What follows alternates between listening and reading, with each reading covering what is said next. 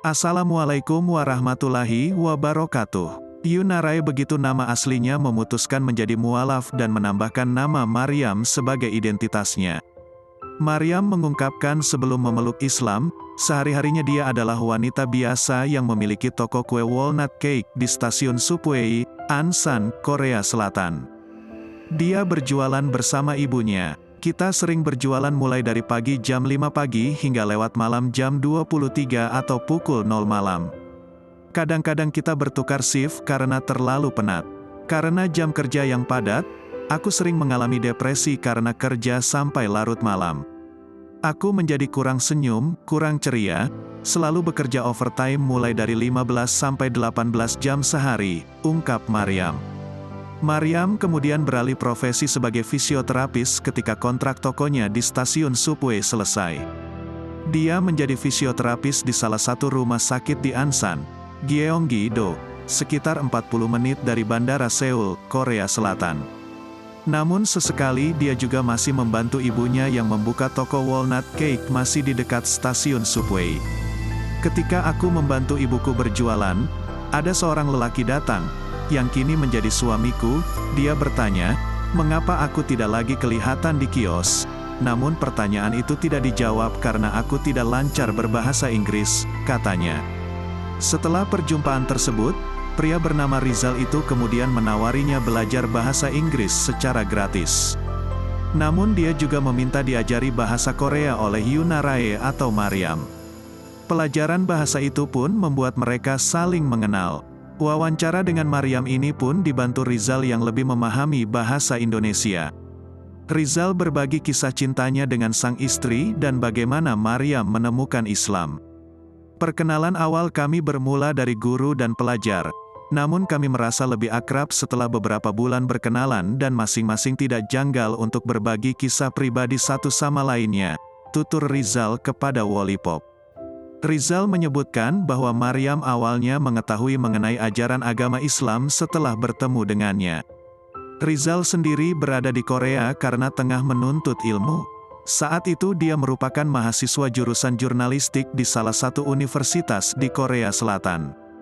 Mengenal Islam dari Rizal, Maryam bukan hanya terpikat pada pria asal negeri jiran itu, tapi juga agama Allah SWT. Pada Mei tahun 2019, saat bulan suci Ramadan tiba menjadi titik permulaan Maryam untuk mempelajari agama Islam lebih mendalam. Hatinya terketuk untuk mengenal Islam setelah melihat kegembiraan Rizal dan kerabat sesama Muslim lainnya berpuasa. Sikap mereka membawa pertanyaan dalam diri Maryam mengapa mereka gembira tidak sabar menyambut Ramadan sedangkan mereka harus menahan rasa lapar. Pertanyaan itu membuatkan Maryam mencari tahu tentang berpuasa kepada orang Islam lainnya. Saat itu Maryam pun menunaikan ibadah puasa pertama dalam hidupnya untuk mengetahui bagaimana perasaan orang Islam berpuasa. Kunjungan keluargaku ke Korea Selatan pada Juni tahun 2019, membuatkan Maryam semakin ingin tahu lebih lagi apabila melihat mereka sering mencari surau atau masjid untuk berhenti salat. Ketika Maryam ingin keluar bekerja pada jam 6 waktu setempat, Maryam melihat ibuku sudah di atas sejadah dan mengerjakan ibadah salat subuh dan berdoa.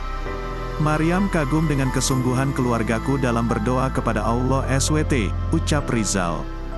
Pada tanggal 10 Juli tahun 2019, Maryam akhirnya memutuskan untuk mendatangi Masjid Itaewon di Seoul.